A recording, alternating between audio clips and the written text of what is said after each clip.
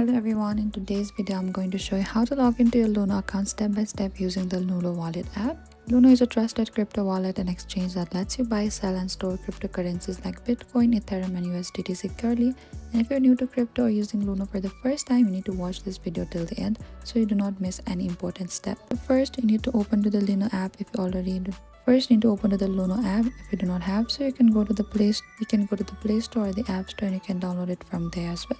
And once you reach into this interface, on the bottom right you can see there's a profile icon. Tap on the profile, and over here on the top, when you reach to the profile interface, there's an option for the sign in. You need to select the sign in, and in the bottom select sign in again,